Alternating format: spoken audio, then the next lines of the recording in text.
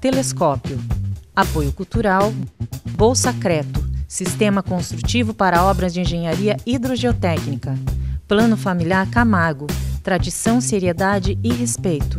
Jackson Nunes, a garantia de bons negócios sempre.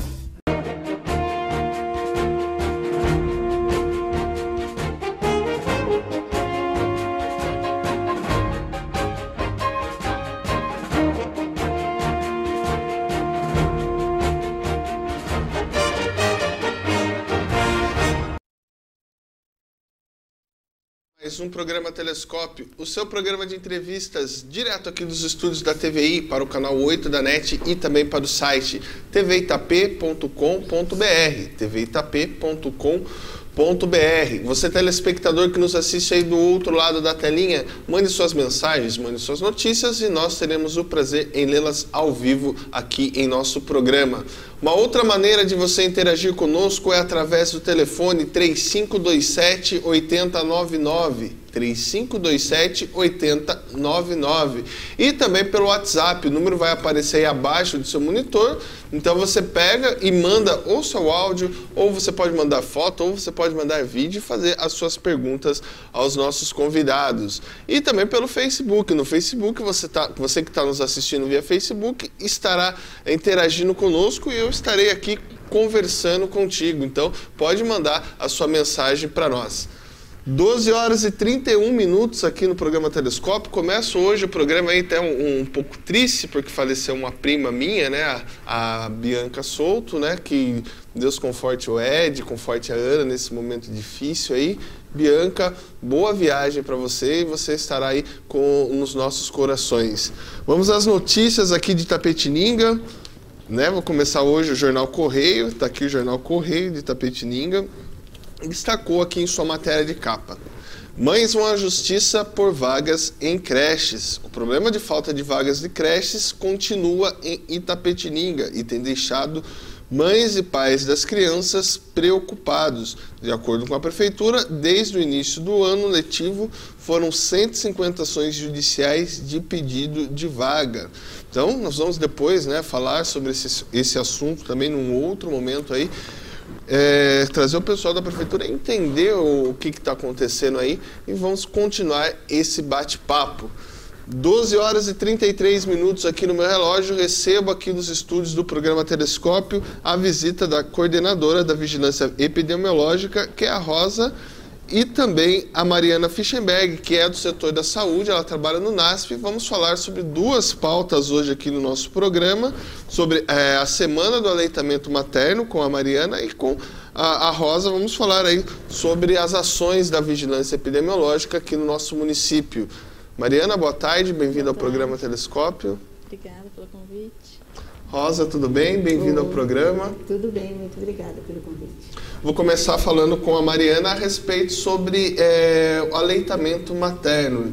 Não eu falei aqui que é uma semana, que é a semana, mas você já vem trabalhando isso ao longo do ano, é isso mesmo, Mariana? Isso. Desde março, né, que a gente vem realizando esse trabalho nas unidades básicas de saúde, no Rio Branco, tá bom? Rio Branco, Nova Itapetininga, Mesquita, Ginefredo, Belo Horizonte e Bela Vista. A gente faz dois grupos, tanto o grupo de gestantes quanto o grupo de mães com os recém-nascidos, né? Então a gente trabalha tanto durante a gestação, dando informações dos benefícios do aleitamento para a mãe, para o bebê, ensina o modo correto de amamentar, pega correta do bebê. E depois, né, que os bebês nascem, as mães levam eles até as unidades para a gente estar observando a amamentação, para ver se as mães estão com dificuldade, se teve, né, o bebê não está conseguindo sugar, está com o seio rachado, né, porque tem muitas mães que acabam, por falta de orientação, de informação, acabam fazendo desmame precoce, né? Então a gente trabalha para evitar esse desmame precoce. Deixa eu perguntar uma coisa para você. Você falou do desmame precoce, mas eu queria saber, existe um tempo assim de que a criança ela deve permanecer amamentando? Então, na verdade, a gente, né, até 6 meses é o aleitamento materno exclusivo, né? Certo. E daí, a partir do 6º mês, daí é alimentação complementar. Continua, né, com o seio, mas daí começa a introdução dos alimentos. Agora deixa eu perguntar para você, o que ocorre, que você mais percebe aí nesse desmame precoce? Quais são os principais problemas nessa relação que você tem percebido aí? Então, geralmente, assim, no começo as mães ficam bem, né, porque demora um pouco para entrar nessa adaptação da mãe com o bebê, então os bebês às vezes nascem um pouco preguiçosos, não são todos os bebês, né, que já nascem sugando bem, então é uma fase de adaptação. Então, às vezes as mães ficam preocupadas, o bebê não pega de início, e daí a mãe já quer estar entrando com fórmula infantil, né? Então, às vezes o bebê não está ganhando peso também, mas às vezes por falta de orientação, por causa de a mãe não estar ofertando da maneira correta. Então, às vezes a mãe acaba entrando com fórmula infantil. Eu quero mais falar de outros mitos, mas tem um que a gente, infelizmente, escuta falar constantemente, que que algumas mães o meu leite é fraco. Existe isso mesmo ou não? Então, é uma coisa que a gente escuta bastante mesmo, né? Mas porque assim, quando a mãe vai ofertar, né, o seio, o primeiro leite que sai é a água, né, que vai matar a sede do bebê. Uhum. E depois o leite mais do final da mamada, que é o leite rico, né, em gorduras, que vai fazer o bebê ganhar peso. Então, muitas vezes o que acontece? A mãe oferta pouco, né? Às vezes oferta um pouco de um seio, um pouco do outro, e o bebê acaba mamando só a água, né? E daí vai, pesa, não ganha peso. Daí fala, meu leite é fraco. Então, às vezes falta questões de orientações mesmo. Então, a gente trabalha para evitar, né, que ocorra esse tipo de informações. Então, durante a gestação, a gente já está trabalhando com essa mãe em relação a essas questões, né, para não ter esses problemas. E a amamentação, além dos benefícios ao bebê, também traz alguns benefícios para a mãe, né? Para a mãe, sim, com certeza. Né, as mães que amamentam, a gente sabe que hoje em dia tem pesquisas que diminuem riscos de câncer de mama, câncer de útero, né? A mãe volta ao peso normal mais rápido. O útero volta ao tamanho normal mais rápido também. É prático, é uma economia, né? Até o 6º mês, não vai gastar nada em relação à alimentação, né? Então tem várias vantagens para a mãe também. Sem falarmos a interação mamãe e bebê, sim, né? Fundamental, né? Principal também, né? É o vínculo mãe-bebê. Agora deixa eu conversar com a Rosa aqui, mudando um pouco a nossa pauta, falando sobre a vigilância epidemiológica. O que é vigilância epidemiológica, Rosa? E às vezes as pessoas até confundem quais são as atribuições da epidemiológica com a sanitária, né? Isso. A vigilância epidemiológica, ela trabalha com a epidemiologia. Então, epidemiologia são as doenças e como que acontecem as doenças dentro dos locais, né, das localidades, dos municípios. Então, a gente trabalha com as doenças, né? Então, tanto na prevenção como na notificação. Então, existem vários tipos de doenças que a gente tem que fazer a notificação, que é um impresso que a gente informa o Estado, e o Estado informa o Ministério, que são doenças de notificação compulsória. São várias, é uma lista extensa, mas aí estão as hepatites, o HIV, a meningite, sarampo. Então, são várias as doenças que a gente tem que notificar, tá? Então, qualquer suspeita de algumas doenças, a gente já tem que notificar, independente de o resultado final ser positivo, ser reagente ou não, se confirmar ou não a doença. Então, algumas doenças a gente já notifica a suspeita, como é o caso da dengue, como é o caso de chikungunya. A gente não notifica a doença, a gente notifica a suspeita dessa doença. Então, o médico suspeitou, ele já tem que fazer alguns encaminhamentos para a gente confirmar ou não, tá? E tem algumas ações que a gente já desenvolve na simples suspeita, tá? Como é o caso de meningite também, a gente não trabalha com o resultado final, tá? Mas a gente trabalha com a suspeita. Então, a vigilância, ela faz o que ela fala, né? A vigilância, tá? Então, a gente está sempre em alerta, em contato com os hospitais, em contato com as unidades de saúde, para realmente receber essas informações o mais precocemente possível, para a gente, dependendo das doenças, algumas ações têm que ser tomadas imediatamente. Então, por isso que a gente fala que a gente faz vigilância, a gente fica o tempo todo em alerta, tá? Então, é diferente da sanitária. A sanitária, ela tá voltada mais com fiscalizações, com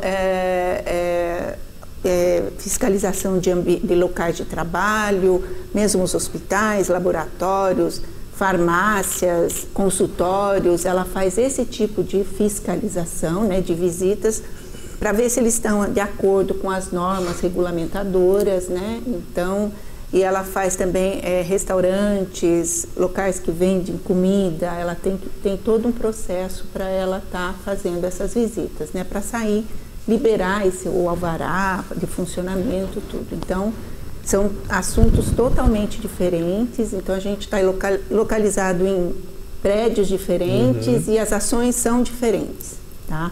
As duas são voltadas para a saúde, né? Ou uma prevenção, né? Se você identificar algum problema da vigilância sanitária, ela vai autuar até prevenindo algumas doenças, né? E o caso é diferente da vigilância epidemiológica, porque ela vai atuar em cima da doença.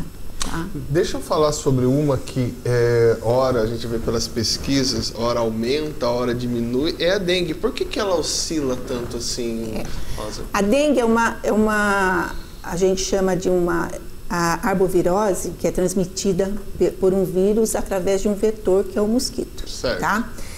Então, a gente chama de arbovirose. E essa doença, ela é sazonal, certo?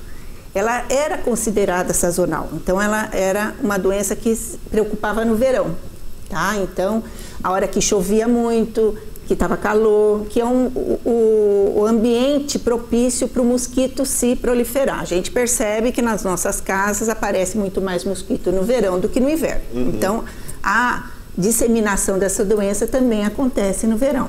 Mas, hoje em dia, a gente já não considera mais que a dengue é uma doença sazonal. Ela é uma doença que ela está durante todo o ano. Para você ter uma ideia, nós tivemos, no nosso verão aqui, esse ano, nós tivemos um caso de dengue, em 2017. Agora, no inverno, em plena seca, que nós tivemos quantos dias sem chuva? Quase 60 dias, não sei. E nós tivemos 2 casos positivos para dengue no município, quer dizer, são autóctones, quer dizer, a pessoa adquiriu aqui mesmo, ela não saiu para fora, então não adquiriu em outro local. Então, isso demonstra que o mosquito, o vírus, através do mosquito, ele está disseminado no município todo e ele já não dá preferência mais para o verão, tá? Ele, durante todo o ano, a gente está tendo transmissão, tá? Então, é um alerta para a população que realmente todo esse cuidado que a gente tem de ficar falando, olha, cuidado com a sua casa, olhe todos os seus locais para evitar o criadouro da larva, vire os copinhos, vire as garrafas, não deixe pratinho de água, pneu com água. Tudo isso é uma coisa que a gente tem que falar o ano todo. Todo cuidado ainda é pouco. Isso, porque o mosquito, mesmo com essa seca, ele conseguiu mutação nascer. Seria? Não é mutação, é o mosquito, é o vírus dengue, isso, normal, tá? Mas é para mostrar que já não quer dizer que é só no verão que a gente vai ter transmissão de dengue, que a gente está tendo transmissão de dengue o ano todo, tá? Então, os arrastões aqui em Itapetininga estão aí para isso, quer dizer, a gente vai trabalhar até o final do ano com 2 arrastões por mês em vários bairros da cidade, para estar diminuindo, né, os inservíveis dentro das casas, para evitar essa proliferação. Qual que é a diferença da dengue com a chikungunya? A diferença é clínica em termos da evolução da doença. Certo. A gente considera que a dengue ela é uma doença mais benigna pelo fato de que ela é como uma gripe. Ela tem um período mais agudo e depois ela diminui e a pessoa não tem sequelas. Já a chikungunya, ela também tem esse período mais agudo, mas a característica dela é que ela, além das dores articulares serem mais intensas, ela pode deixar a pessoa com essas dores, né, por muito tempo, tá? Então ela fica com uma que a gente chama de uma sequela.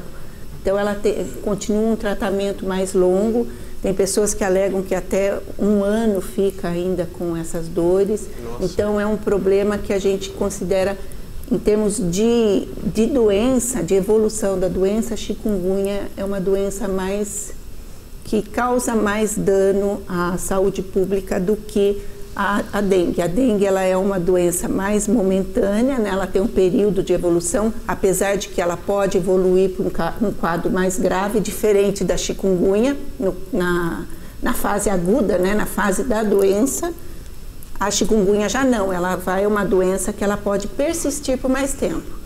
Mas a dengue, ela pode criar dengue hemorrágica, as pessoas podem morrer de dengue. Então é um quadro mais grave, mas é a fase aguda. Nós já tivemos casos de chikungunya aqui em Itapetinga? Nós tivemos um caso de chikungunya no começo do ano também, mas foi o único, por enquanto, que a gente confirmou, né? Porque a chikungunya, é um pouco mais difícil de você fazer o diagnóstico, porque você tem que desconfiar de dengue, tem que dar negativo o teste de dengue, né? O exame de dengue, para depois ir para o teste de chikungunya. E esses exames, eles são feitos aqui em Itapetininga mesmo, que diferenciam essa... Não, a gente tem alguns... a gente faz, dependendo da fase da doença, né, do dia do início dos sintomas, a gente tem uns que a gente chama de teste rápido. Mas o teste rápido, ele não é confirmatório. Então, as pessoas que têm um teste rápido positivo, a gente mesmo assim encaminha o exame para confirmatório e é só no laboratório do estado de Sorocaba, lá em Sorocaba, no que a gente chama do Adolfo Lutz. Então, todos os exames aqui a gente já faz um teste rápido dependendo do início dos sintomas, mas eles são encaminhados as amostras para Sorocaba.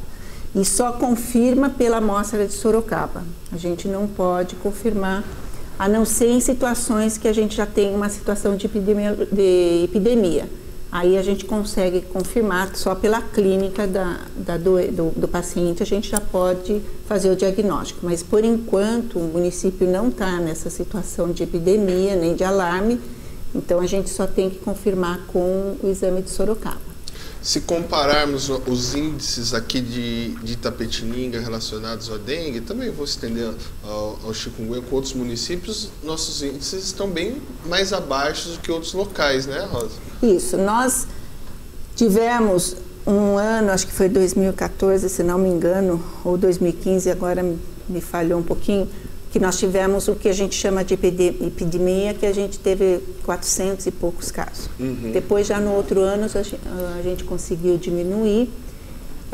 Em 2016 a gente teve alguns, mas não foi muito alto. Esse ano a gente teve, até agora, 3 casos, né? Mas não é porque os 3 casos... é pouquinho, não tem que se preocupar. Né? Mas a gente tem que se preocupar muito, porque 2 desses 3 casos, eles deram num período que a gente normalmente não deveria ter.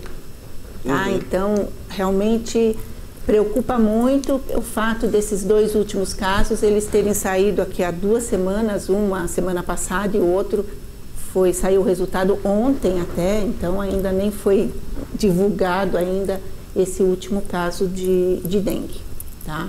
Então, preocupante ainda. Deixa eu falar aqui com a Mariana agora. Ela mandou umas imagens pra gente. Vou pedir para o pessoal da nossa produção colocar para nós essas imagens. E eu queria fazer mais uma pergunta para ela. O NASF, você falou da região que você atua, mas ele também, esse trabalho ele é estendido para toda a cidade, né? Sim, é que na verdade eu trabalho em 2 locais, né?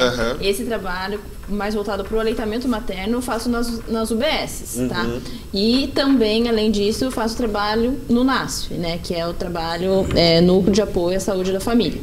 Então, lá também realizo o trabalho de aleitamento, só que tem outras funções além disso, né? Mas lá também faço palestras, né, com gestantes, mas não seria nada tão, né, fixo quanto nas UBS, que o meu trabalho é voltado só para o aleitamento. Lá temos algumas imagens, vou pedir para você comentar para a gente, Mariana, onde que foi esse... Esse daí é um grupo de gestante na Belo Horizonte. Pode passar. Isso são, acho que, imagens que a gente veio do trabalho, esse é na Bela Vista, que a gente veio fazendo ao longo do ano, né? Agora, no começo de agosto, teve a semana de aleitamento materno, onde a gente intensificou aí, né, o trabalho.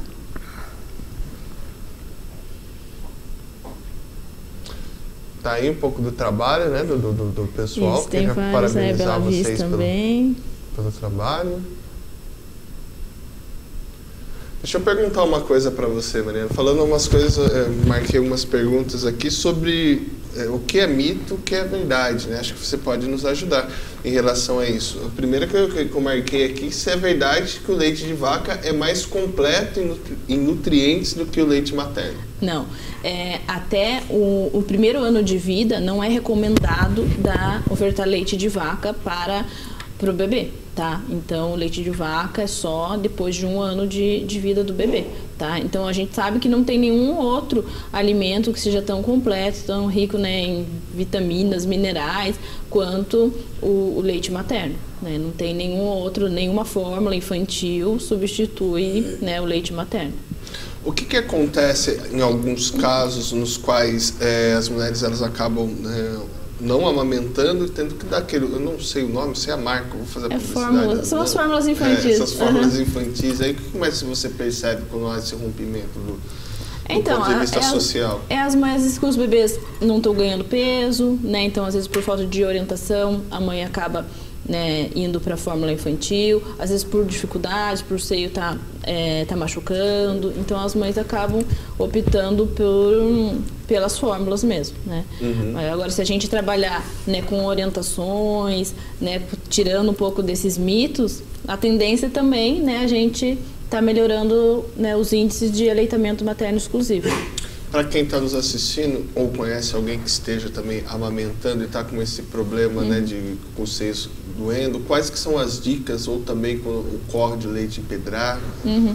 Então, sempre assim, é bom, em caso de dificuldade, dúvida, procurar a sua unidade, né, de saúde, as enfermeiras, né, ou alguns dias eu estou lá também, posso estar fazendo as orientações. Em caso, né, a gente orienta estar fazendo massagens nos seios, né, fazer a ordenha, mas depende de cada caso, né, então qualquer dúvida, qualquer problema que elas tenham, é importante estar indo nos postos mesmos. Mais uma questão, o bebê com diarreia não deve ser amamentado? Não, pelo contrário, né? Em todos os casos, a amamentação vai estar ajudando, né? Então, não suspender o aleitamento materno. Na verdade, as mães, né, que amamentam os bebês, diminui, né, risco de infecções, de diarreias, de vômitos. Então, o efeito é o contrário. Uma outra pergunta que é muito discutida, que se é verdade que a produção de leite só começa 3 dias após o parto. Então, o primeiro leite, né, que a mãe tem é o colostro, que seria a primeira vacina do bebê, e depois que vai vir, né, o outro leite, né? Isso varia. As mães que têm parto normal, a tendência é o leite vir mais rápido do que as mães que têm cesárea, né?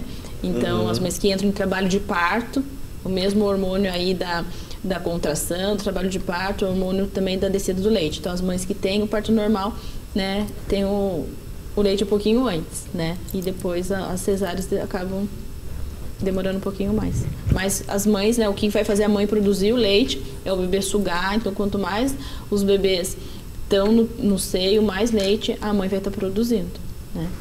Agora deixa eu voltar aqui e bater um papo com a Rosa. Uma outra função também da vigilância é a questão das zoonoses. Queria que você comentasse para a gente quais são as ações, quais são os projetos que estão ocorrendo aqui na nossa cidade.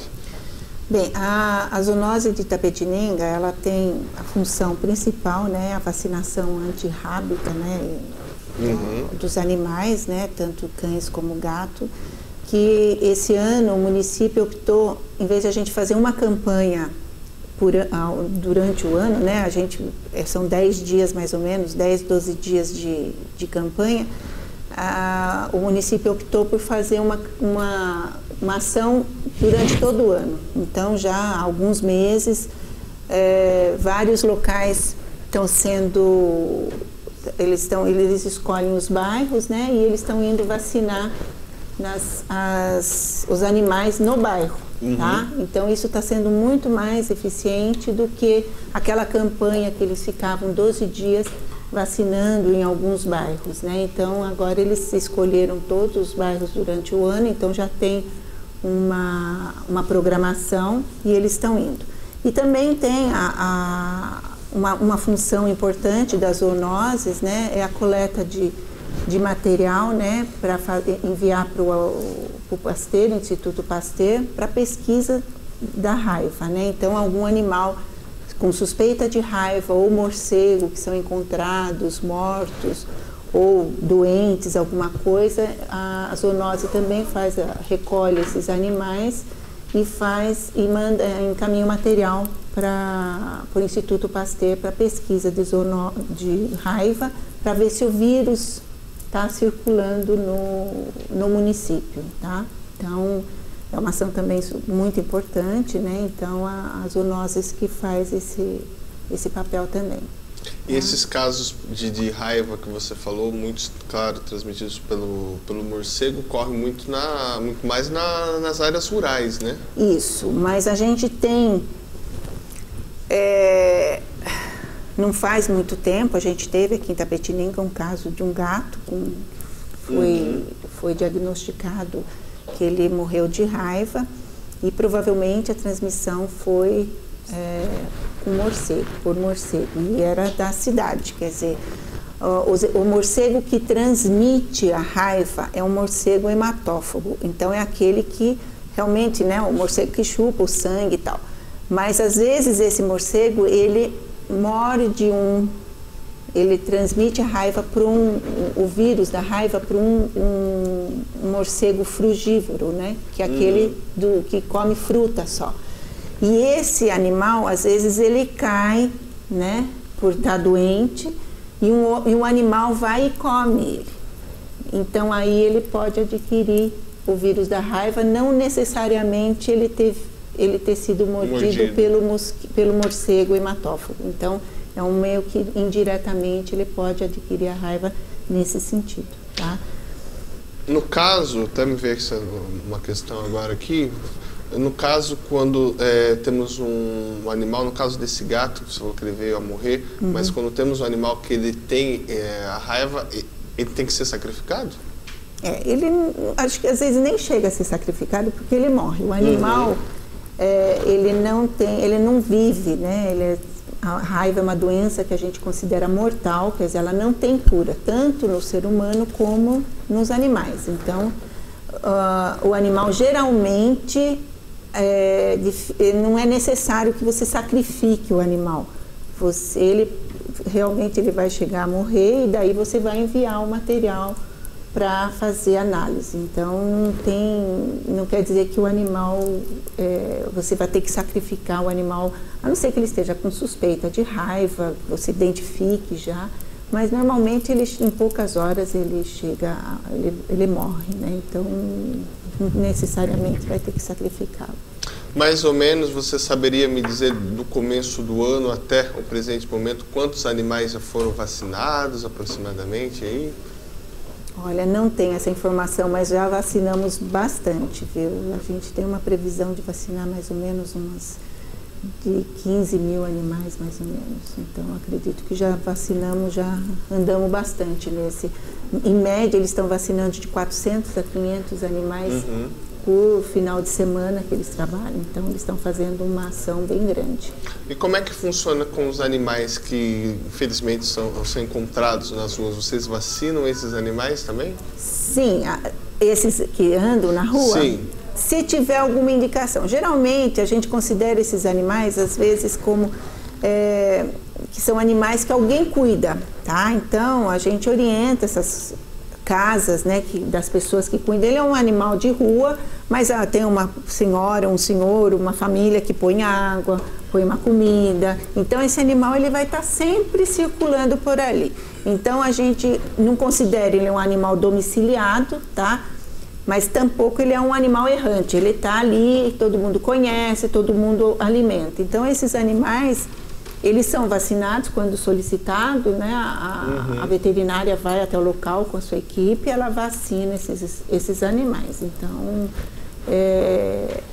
E também, se for solicitado para a pessoa falar, olha, tem um animal, a zoonose vai e faz a vacina. Antes da gente continuar nosso bate-papo aqui, nós temos um recadinho do restaurante Vila Rosa e do Cenáculo para você. Vila Rosa Restaurante e Rotisserie, aberto todos os dias para almoço, com serviço de marmitex e um self-service com 20 tipos de saladas e pratos quentes, massas artesanais, pratos típicos da culinária brasileira e vários tipos de assados aos finais de semana. Espaço para seu evento empresarial ou com amigos e familiares para o jantar, com várias opções de cardápios. Vila Rosa Restaurante e Rotisserie, Rua Quintino Bocaiúva, 929, Centro, Itapetininga. 3272-5430. A Renovação Carismática Católica da Diocese de Itapetininga convida você para o 20º Cenáculo Diocesano. O Espírito Santo descerá sobre ti, com adoração, pregação de Roberto Tanus, animação com Flavinho e Santa Missa celebrada por Dom Gorgônio, dia 3 de setembro, às 7 horas. Para vocês, em setembro teremos o Cenáculo aí, imperdível. Vou continuar o nosso bate-papo, mas antes eu vou chamar aqui um vídeo, né? A nossa produção separou um vídeo que fala um pouco sobre aleitamento materno, então a gente vai passar para você essa matéria.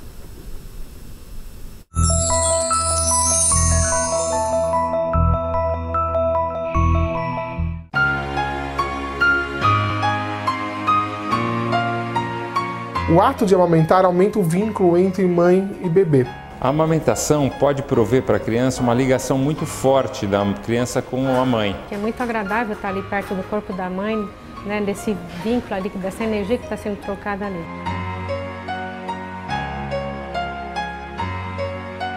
A mãe que pode amamentar e a criança que mama bem ao seio é uma criança que recebe naturalmente alguns estímulos que são mais propícios para o desenvolvimento do bebê.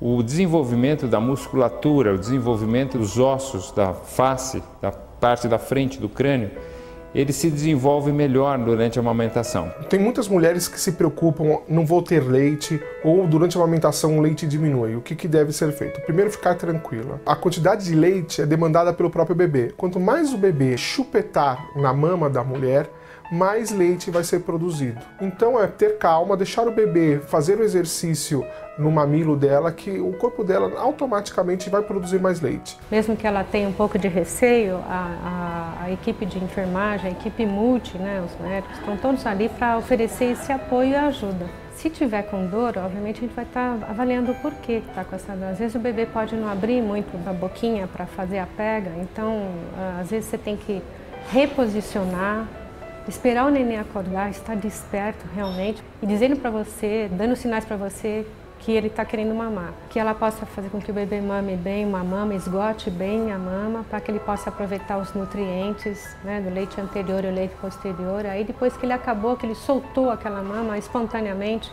lá o coloque para rotar. E aí, se ele der sinais de busca, colocar no outro peito.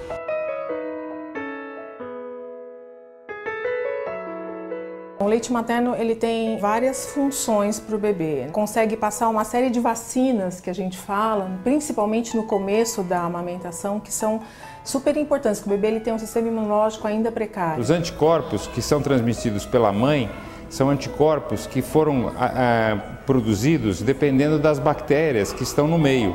E isso vai prover para o bebê, vai dar as condições para o bebê para se adaptar nesse meio. A dieta da mãe está diretamente relacionada com a qualidade da composição do leite materno. Então, é importante que ela não faça nenhuma restrição dietética nessa fase. A gente consegue, né, modular a quantidade de caloria através da quantidade de gordura que a mãe ingere. E ômega 3 é um tipo de gordura que faz bem para o desenvolvimento do cérebro do bebê. Então é interessante que a mãe acrescente, né, na dieta dela para estar chegando até o bebê através do leite materno. Olha, a gente recomenda a mãe que pode amamentar e a criança que mame pelo menos até 6 meses de vida, os primeiros 6 meses, de forma exclusiva, quer dizer que não precisa usar mais nenhum outro alimento em conjunto com a amamentação. O bebê que quer continuar mamando e a mãe que pode continuar amamentando, pode continuar até 2 anos de idade. Hoje se sabe que a criança que foi amamentada ao seio por um período longo, pelo menos 4 meses, tem uma menor incidência de algumas doenças, por exemplo, diabetes e obesidade. Isso quando o leite está provendo todas as necessidades para a criança ganhar o peso e ganhar estatura suficientes.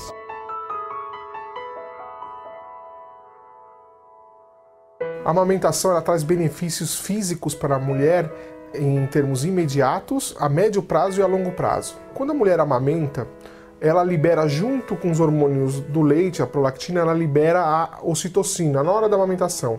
A ocitocina faz com que o útero contraia e a mulher perca menos sangue logo após o parto. O ato de amamentar faz com que a mulher entre num período infértil. Você amamentando, você aumenta o tempo entre os partos e você consegue se recuperar melhor para ter uma outra gravidez com o seu estado físico mais recuperado. E o benefício a longo prazo é evidente que as mulheres que amamentam têm menos riscos de câncer de mama. O segundo risco que ela reduz é o risco de câncer de ovário, e o ato de amamentar também está relacionado à menor ocorrência de osteoporose já na menopausa.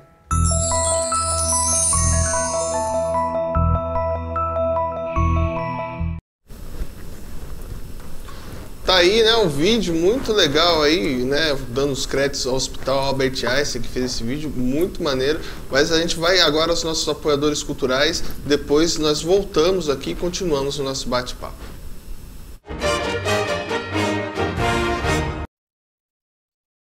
Telescópio. Apoio cultural. Bolsa Creto. Sistema construtivo para obras de engenharia hidrogeotécnica. Plano familiar Camargo. Tradição, seriedade e respeito. Jackson Nunes. A garantia de bons negócios sempre. Voltamos aqui em Itapetininga, mais um bloco do programa Telescópio. Me corrigindo, falei a gente vai, nós vamos aí, mas acontece, às vezes escapa algumas pérolas. Mas deixa eu continuar nosso bate-papo, vou até voltar aqui ao meu roteiro, Mariana, que eu marquei umas perguntas também para você. Falou algumas coisas ali sobre o aleitamento materno nesse vídeo do Albert Einstein, mas algumas outras questões que eu acho que eu tenho dúvida e também pode ser a dúvida de você, telespectador, né? É verdade que o estresse influencia na produção do leite?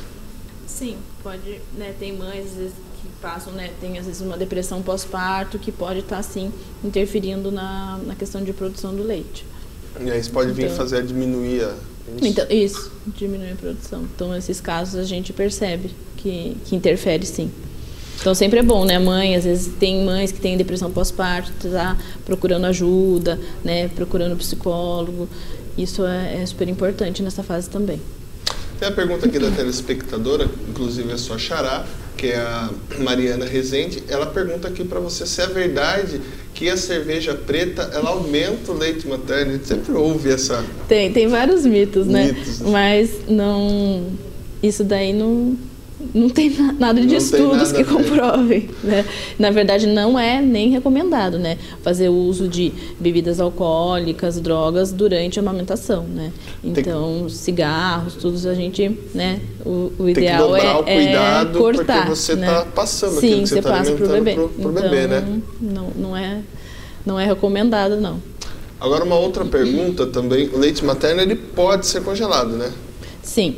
Então, tem as mães que precisam, às vezes, voltar, né, ao trabalho. Então, a mãe pode estar fazendo a ordenha. Na geladeira, ele pode ficar, né, por 12 horas. No freezer, até 15 dias. Daí, ele tem que vai ser esquentado em banho-maria com o fogo desligado. E a gente orienta a estar ofertando pro bebê no copinho de café, na colherzinha, para não interferir com a amamentação. Porque a mamadeira... a força que o bebê tem que fazer é muito menor do que o seio. Então, às vezes, né, a avó vai, oferta na mamadeira, na chuquinha, daí a mãe chega em casa e, às vezes, o bebê acaba não querendo sugar no seio. Mais uma pergunta, as mulheres que estão amamentando, elas têm que tomar cuidados na hora que tomam medicamentos? Sim. Né? Mesma coisa durante a gravidez, depois durante a amamentação. Então sempre tem que estar falando, né, com o médico para ver se pode ou não tomar certos medicamentos. Agora vamos voltar aqui ao nosso bate-papo com a Rosa, falar também, Rosa, sobre uma outra, não vivemos mais esse caso de epidemia, mas sempre quando escutamos isso assusta um pouco, que é a meningite, né? Uhum. Meningite é uma doença que ela ocorre durante todo o ano, né? Ela tem uma incidência maior no inverno, mas ela pode ocorrer durante todo o ano.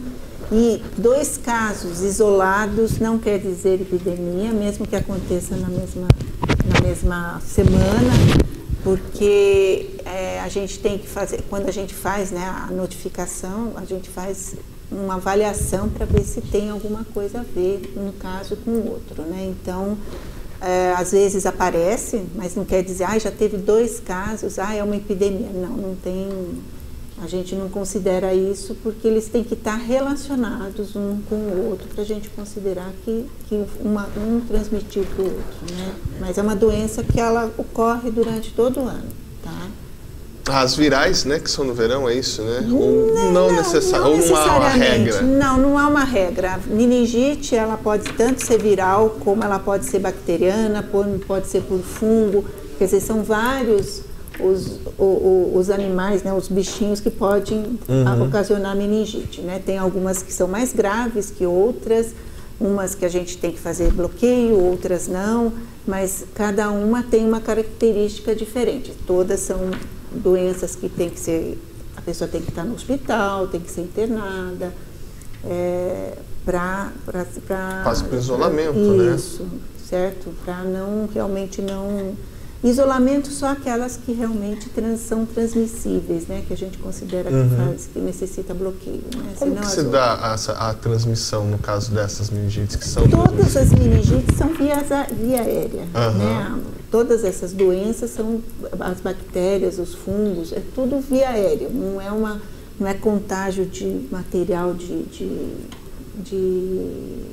alimento, nada, são todas via aérea, né? Transmissão é pela respiração, pela tosse, sabe? Então é dessa maneira que se transmite. Então a orientação geral é manter os ambientes abertos, com ar circulante, quer dizer, por isso que ela tem uma incidência maior no inverno, né? Por isso que elas acontecem mais no inverno, porque no inverno a gente mantém as janelas fechadas, as classes, as escolas, tudo ficam mais fechados, a gente abre poucas janelas, então ela pode realmente ser uma doença que pode transmitir dentro desses ambientes.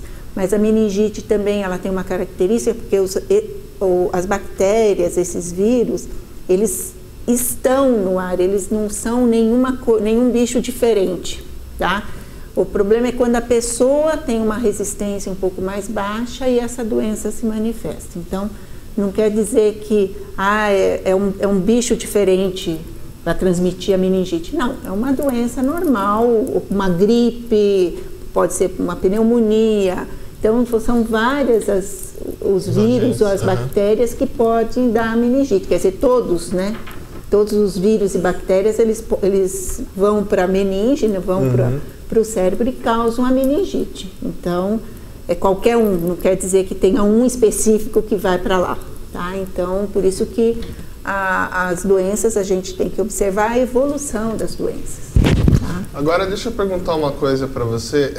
Se isso é uma matéria do Ministério Público, do Ministério da Saúde, alertando sobre uma questão do HIV, que se por um lado vem diminuindo os casos de gravidez na adolescência, vem aumentando os casos, né, de HIV, tanto nessa faixa etária aí que vai de 16 aí até mais ou menos os 30 anos, como aí também depois para quem tem acima de 60 anos. Quais são as ações? Vocês estão trazendo essas orientações também? Como é que você vê essa situação? A transmissão do HIV, né, ela é quase que essencialmente via sexual, né? Então, ou via sanguínea, mas é mais comum a via sexual. Os adolescentes hoje, eles têm uma característica, né, que eles são tão antenados, né, em qualquer tipo de tecnologia, né? Então a gente até acha curioso que eles não pesquisem isso, né? Mas a transmissão, uma das maneiras de você evitar realmente a transmissão do HIV é o uso do preservativo. E a gente faz, quando a gente faz as entrevistas, quando a gente faz testagem rápida, a gente identifica que muito poucos adolescentes usam preservativo, tá? a gente sabe que os adolescentes eles estão iniciando a sua vida sexual, né? Então, às vezes, a justificativa é que eles ainda são inseguros, são um pouco imaturos, e o preservativo eles acham que vai perder a sensibilidade, então eles deixam de usar o preservativo e eles se despreocupam com essa transmissão, tá? Então, pode ser uma questão dos adolescentes ser essa. E os idosos, né, ou terceira idade, ou as pessoas acima de 60 anos, elas são pessoas que, hoje em dia, elas têm uma qualidade de vida muito melhor, tá? Elas têm uma projeção de vida muito mais longa e elas têm uma atividade sexual mais através dessas medicações, tal. Então, eles têm uma atividade sexual, uma vida sexual ativa por mais tempo. E como eles têm aquela despreocupação de não engravidar, porque a mulher já passou o climatério, já não tem perigo, já passou a menopausa, então eles também se despreocupam um pouco com isso, com essa questão do preservativo, tá? Então, pode ocorrer também a transmissão do HIV por esse motivo. Então, são as duas faixas etárias que a gente realmente trabalha bastante, mas a orientação, certo? É questão de divulgar informação para que realmente existe um programa, pessoas... né, dentro da vigilância epidemiológica contra as DSTs, né? Sim, a gente trabalha lá na vigilância, a gente trata todas, né, as doenças sexualmente transmissíveis, né, que é HIV, hepatite B, hepatite C e sífilis, a gente trabalha lá e faz diagnóstico. Então, através do teste rápido, né, a gente consegue fazer o diagnóstico em 15, 20 minutos dessas 4 doenças. Então, a gente tem o centro de testagem lá na vigilância, como também em todas as unidades de saúde, né? As pessoas podem procurar para estar fazendo o seu teste rápido, tá? E aí o diagnóstico, se tiver alguma doença, é encaminhado para a vigilância para tratamento. Antes de nós continuarmos o nosso bate-papo, a Coelho Gessos e a El Shaddai tem um recadinho para vocês.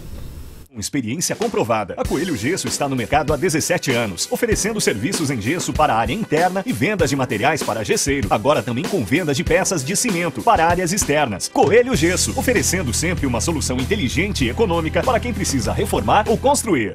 Quer comprar, vender, trocar, financiar ou consignar o seu veículo? El Shaddai Veículos, uma concessionária especializada em vendas de carros 0 km e seminovos de várias marcas. Faça sua visita!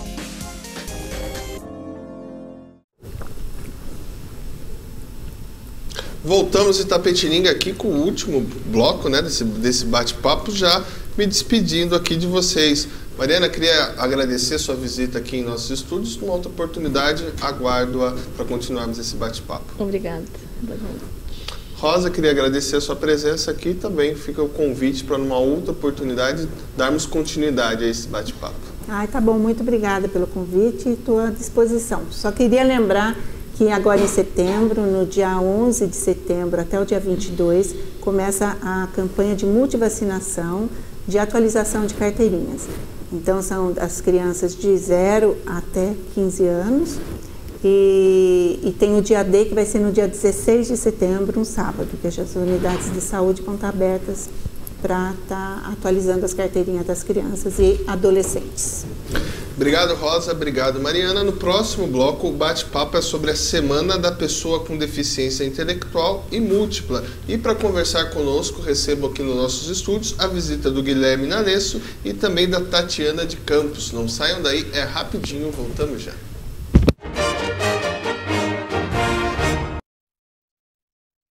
Telescópio. Apoio cultural. Bolsa Creto. Sistema construtivo para obras de engenharia hidrogeotécnica. Plano familiar Camargo. Tradição, seriedade e respeito.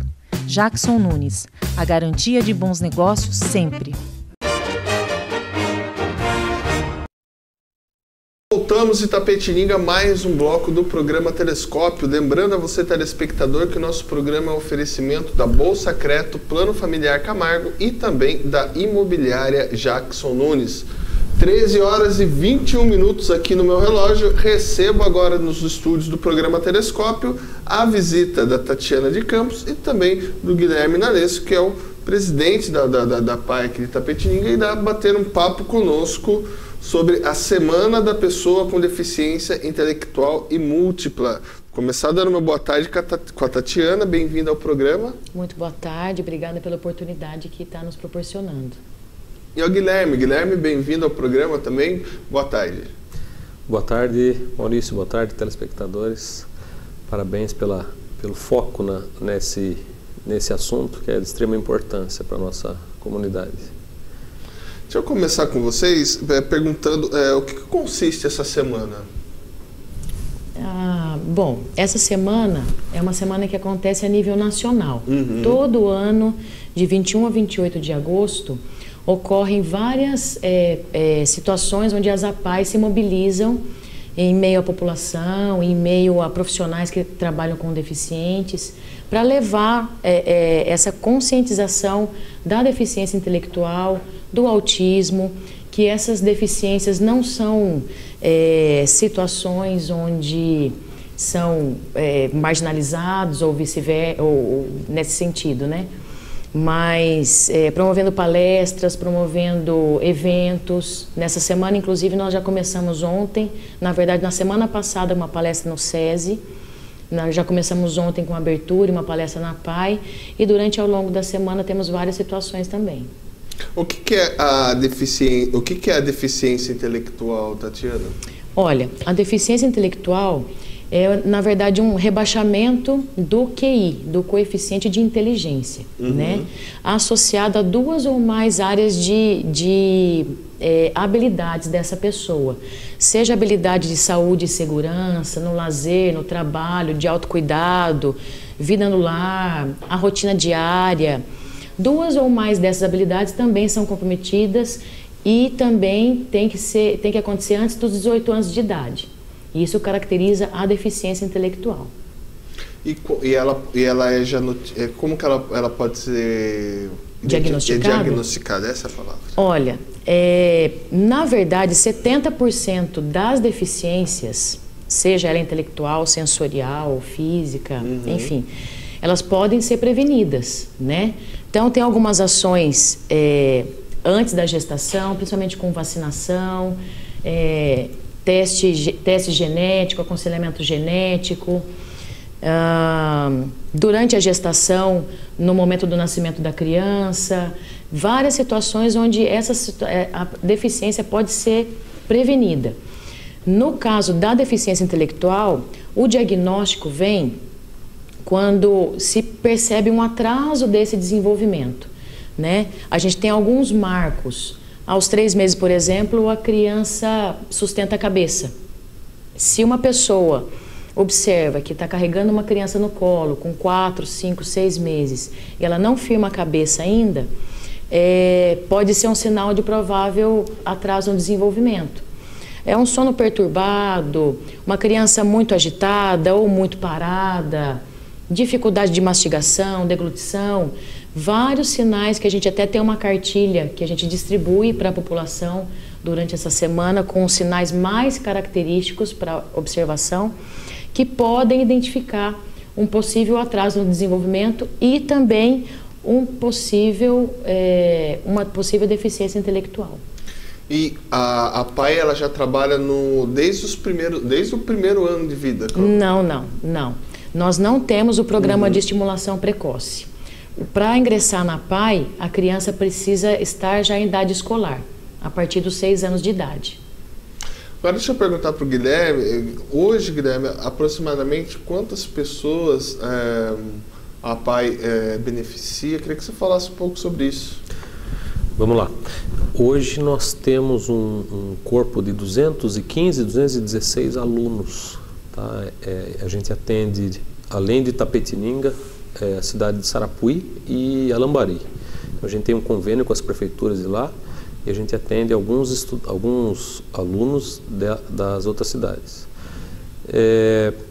Na verdade, a PAI de Itapetininga ela atende não só a parte educacional, né? Ela cuida também daquelas crianças com autismo, né? Que algumas APAES não cuidam.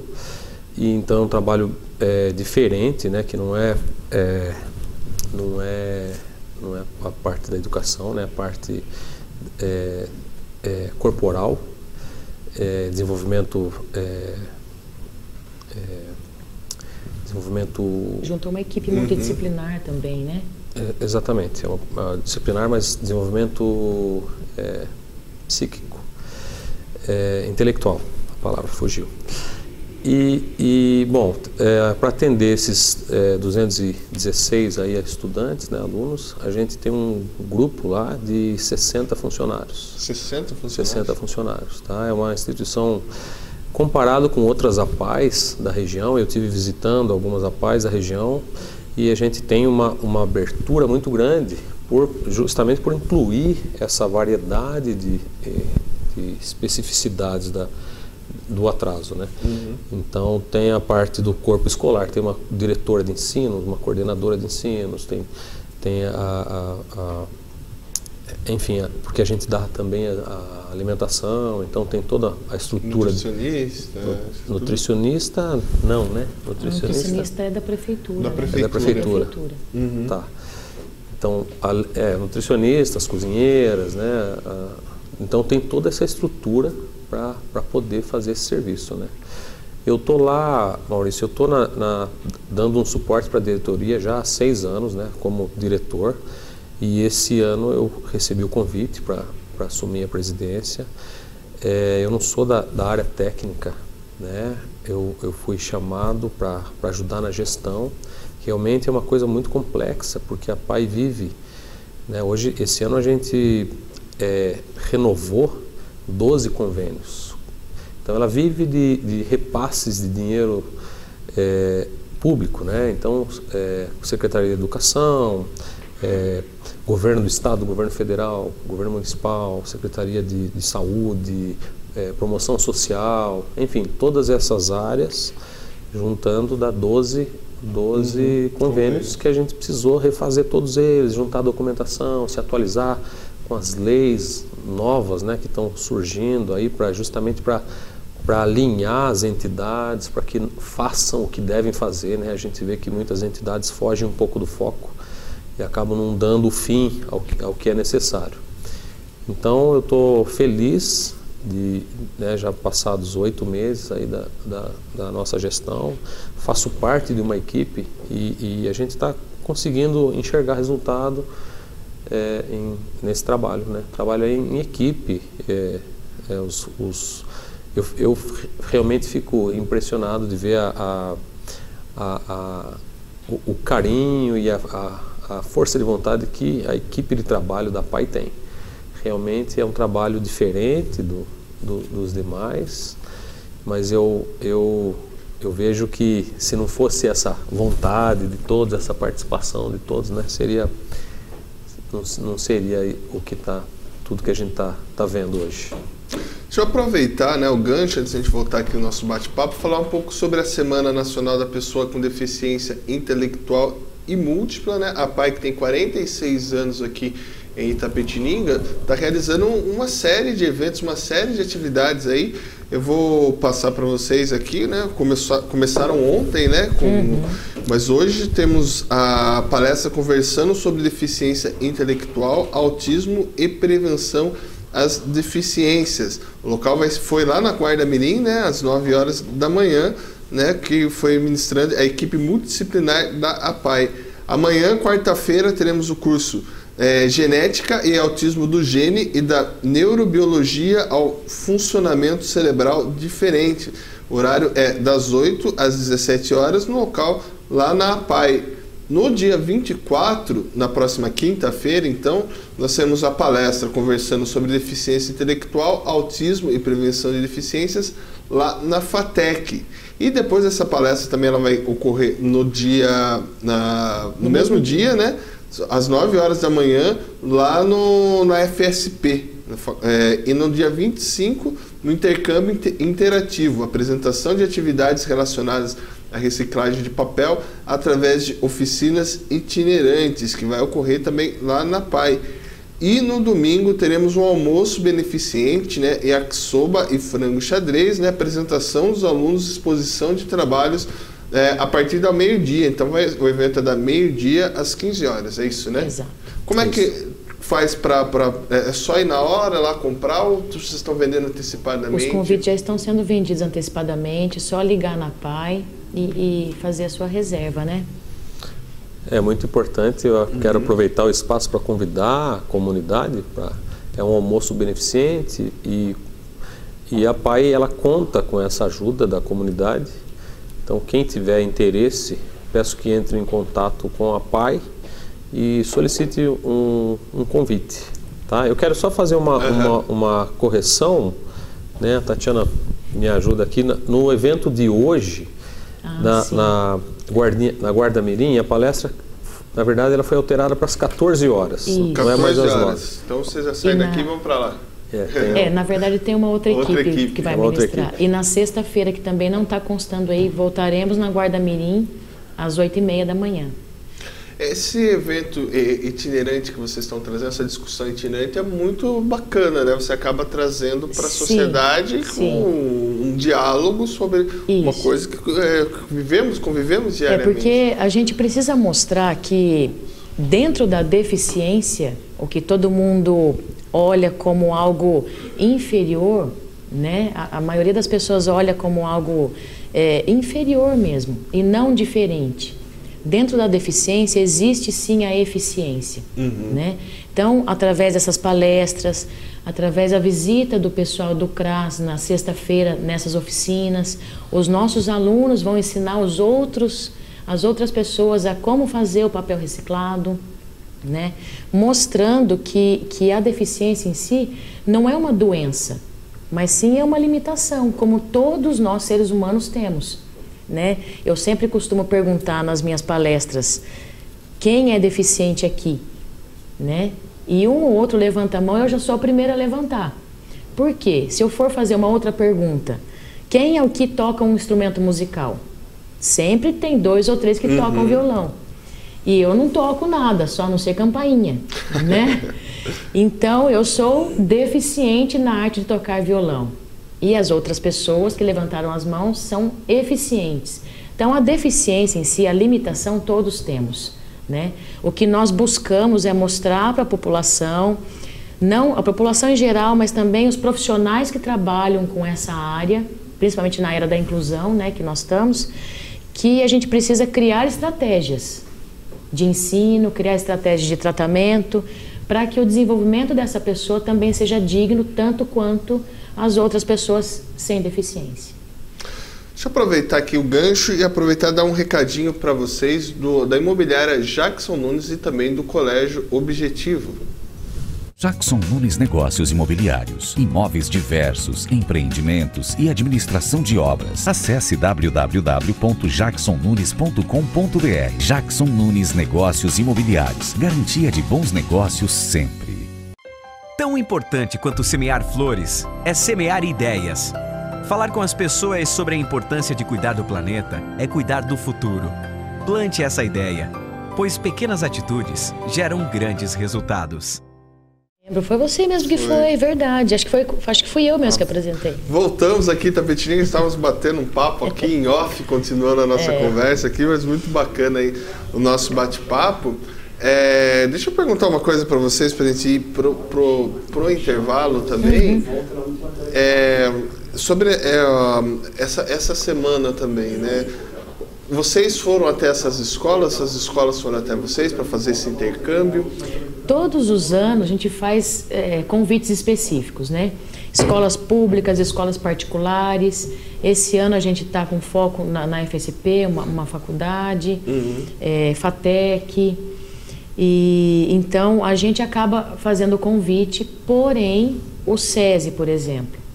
O SESI não havia, a gente fez o convite, mas eles não tinham agenda para essa semana. Então eles se interessaram muito pelo tema e nós fizemos a palestra na semana passada. O Peixoto, se eu não me engano, também tem bastante interesse, então veio espontaneamente até a gente para a gente estar agendando, né? Então o contato tem sido bem produtivo. Maravilha. Antes de a gente continuar o nosso bate-papo, nós vamos para o intervalo. São 15 segundos, não saiam daí, voltamos já.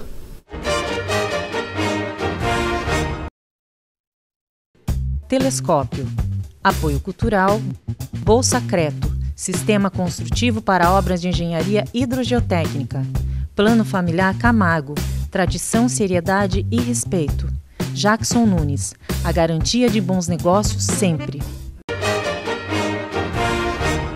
Aqui bate-papo sobre a Semana da Pessoa com Deficiência Intelectual e Múltipla. E recebo aqui nos nossos estúdios a Tatiana de Campos e o presidente da PAI, Guilherme Nanesco, que estão fazendo esse bate-papo conosco. Queria aproveitar o gancho, Tatiana, e falar sobre o autismo, né, gente? O que é o autismo? A gente escuta bastante falar sobre o autismo. Queria que você hoje em dia está um pouco na moda até, inclusive, né? Tem várias pessoas, parece que até esse diagnóstico aumentou e tal. Sim. Não parece, na verdade, acho que o aprofundamento nos estudos, a observação clínica mais efetiva acabou trazendo para a gente essa percepção.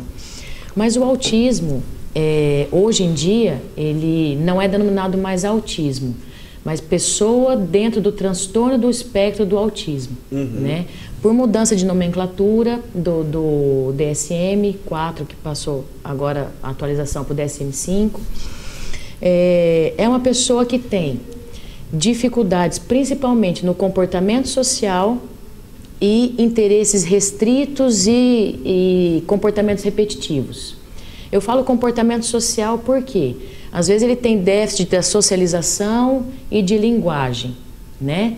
Mas isso foi colocado em uma só, que é o comportamento social. Por quê? Geralmente a gente usa a linguagem, a comunicação, seja ela de que forma for, para se socializar. Então, é uma pessoa que tem essa dificuldade de interação social, comunicação social, e tem interesses muito restritos e comportamentos repetitivos. Deixa eu perguntar uma coisa para você. Eu tenho um assunto que eu gosto e eu escuto muito falar, e até também por estar na licenciatura, e a gente sabe que a importância, mas a dificuldade hoje que se tem de trabalhar com desses alunos, porque há graus de autismo, é isso? Isso. As pessoas confundem muito achando que todo autista, né, toda pessoa dentro do espectro do autismo tem deficiência intelectual. Isso não é verdade, né? Autismo é uma coisa, deficiência intelectual é outra. Pode ocorrer associação? Pode, né?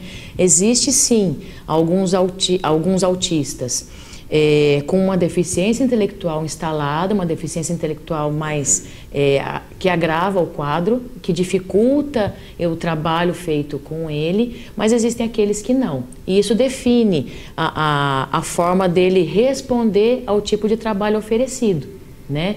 É um trabalho extremamente rotineiro, a comunicação visual e o dia a dia dessa pessoa dentro do espectro do autista, ele precisa saber exatamente o que ele vai fazer depois. Aliás, qualquer pessoa, né? Se a gente não sabe muito bem o que vai fazer daqui a pouco, fica ocioso e o autista é mais, porque o funcionamento cerebral dele é diferente. Porque a capacidade de acionamento dele é menor do que a capacidade de armazenamento.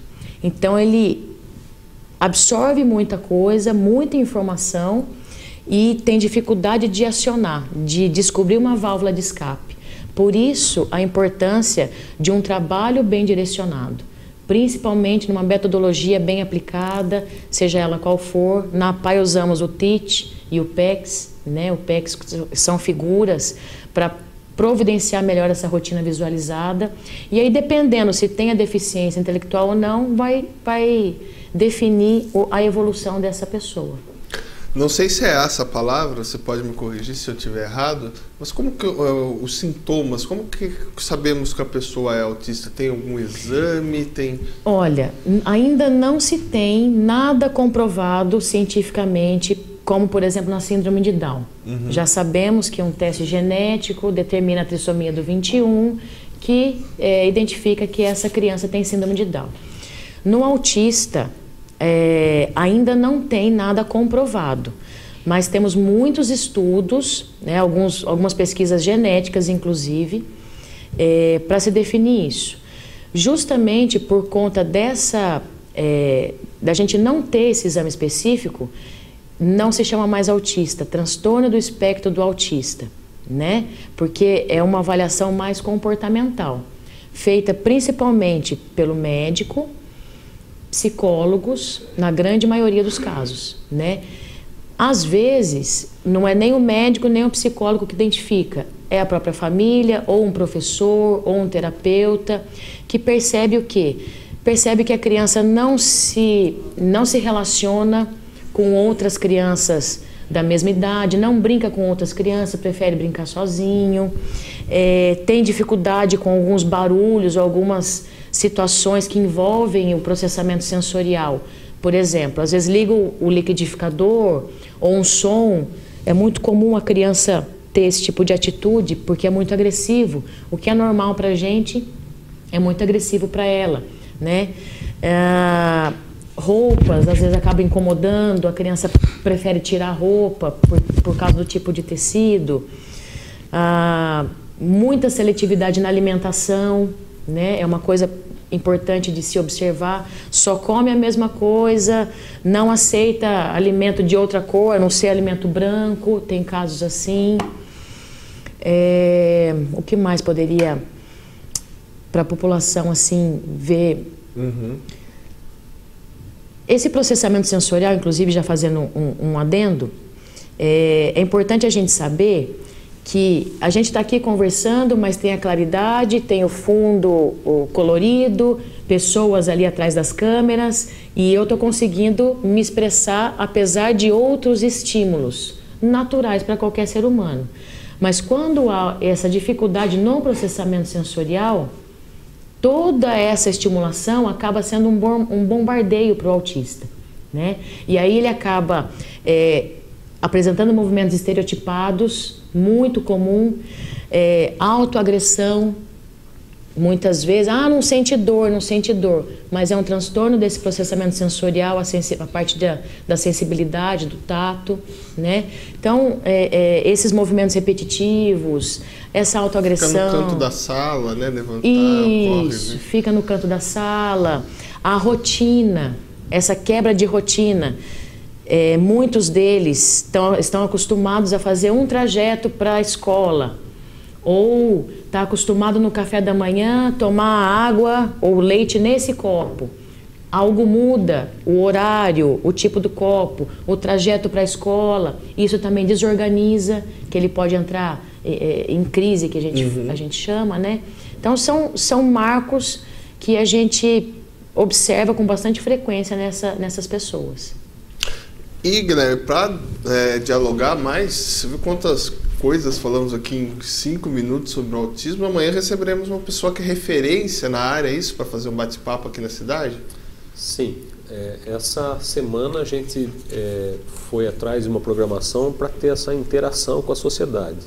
E amanhã vai ser um dia especial para nós, porque vamos receber uma PhD no assunto autismo, que é um assunto que não se conhece muito, né? A nossa região, por exemplo, ela não tem muitos profissionais que entendem assim, profundamente, né, sobre o assunto, e eu acho uma grande oportunidade para os profissionais da área, as pessoas interessadas a entrarem em contato com esse conhecimento, né? Eu acho importante, se a gente puder divulgar aqui, já temos mais de 150 pessoas inscritos, mas a taxa de inscrição é um preço super acessível, R$50, e a gente conseguiu, né, que ela viesse para cá com a ajuda de alguns parceiros, e vai ser amanhã durante o dia, das 8 da manhã às 5 da tarde, lá na PAI mesmo. É um workshop, então, praticamente, aí, né, para que a pessoa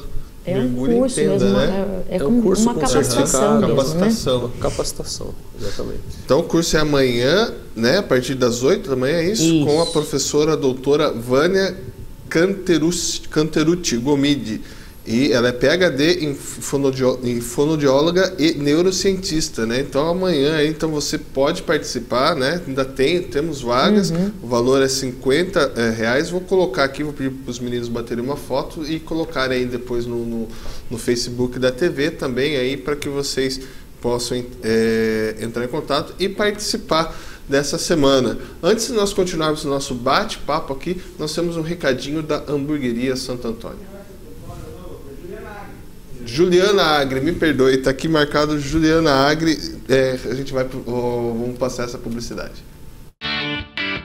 Há 25 anos, a Juliana Agri é referência no mercado de serviços e peças para refrigeração no atacado e varejo, com técnicos altamente especializados. Trabalhamos a cada dia para fazer o melhor e suprir as necessidades de cada cliente. Ligue 15 3275 9340 e solicite a visita de um de nossos representantes. Juliana Agri, o melhor da refrigeração num só lugar. Voltamos, Itapetininga, bate-papo hoje sobre a Semana da Pessoa com Deficiência Intelectual e Múltipla. Visita aqui nos estúdios da Tatiana de Campos e do Guilherme Nalesso, né, que são lá da PAI, estão fazendo esse bate-papo conosco. Nós temos um vídeo, vou pedir para a nossa produção colocar para a gente no ar esse vídeo sobre a semana e a gente já volta aqui e continua o nosso bate-papo. E a gente começou, a correr, assistindo um tape da Ação Silvestre e uma mãe com um filhinho. E eu vendo aquela cena, eu coloquei na cabeça, assim, puxa, eu também vou correr com minha filha. Como eu disse, a gente entrou na nossa primeira corrida sem saber como seria a recepção. Não sabia se a pessoa ia olhar com um olhar pejorativo pra gente, se iam apoiar, se iam nos incentivar ou dizer que a gente estava sacrificando a Sofia de alguma forma. É uma dádiva de Deus, a Sofia que caiu no nosso colo. É uma grande graça e eu me sinto, na verdade, um privilegiado de poder fazer isso com ela. Poder demonstrar a felicidade que eu tenho em ter uma criança especial comigo. A gente quer apenas ser respeitado, como se fosse uma criança normal. Nas corridas, principalmente, as pessoas olham com muito carinho. Mas eu acho que a inclusão social é isso, é o respeito. Só pais especiais têm filhos especiais. Falo de todas as famílias que têm filhos especiais, de todas as famílias que têm filhos deficientes, que lutem pelos seus filhos. Muitas famílias, infelizmente, fazem prisões domiciliares. Deixam seus filhos trancados, às vezes com certo receio, com vergonha de expor seus filhos, e a gente quer fazer o contrário. A gente quer ter o orgulho e mostrar do quanto a amamos, do quanto ela é querida no meio de nós. E a gente segue aí com a torcida, com o apoio de todos, para a gente chegar cada vez mais longe. Participe da Semana Nacional da Pessoa com Deficiência Intelectual e Múltipla 2017, de 21 a 28 de agosto em todo o Brasil. Acesse apaibrasil.org.br e saiba mais.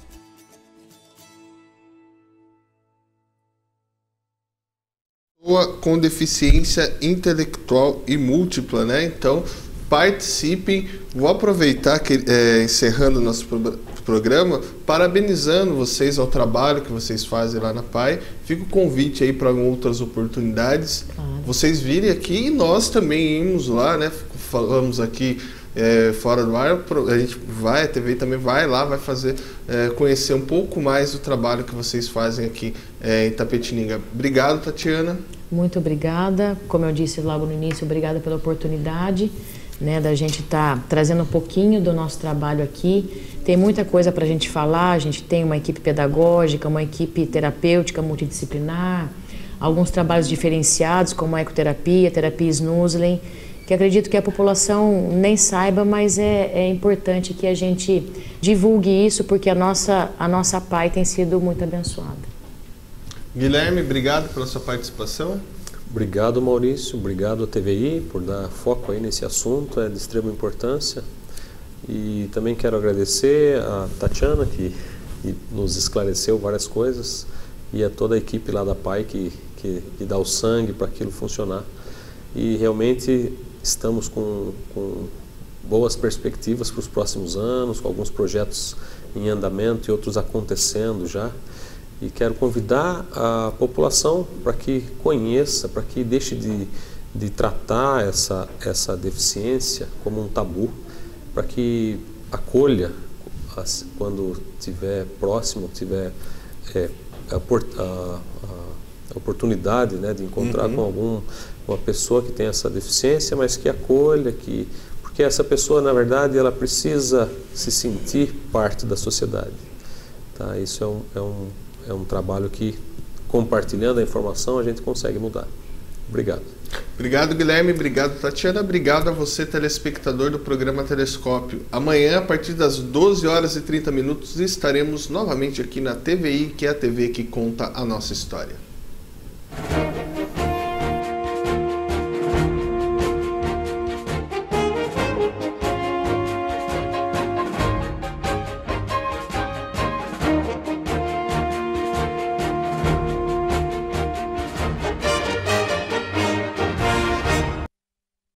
Telescópio. Apoio cultural. Bolsa Creto. Sistema construtivo para obras de engenharia hidrogeotécnica. Plano familiar Camargo. Tradição, seriedade e respeito. Jackson Nunes. A garantia de bons negócios sempre.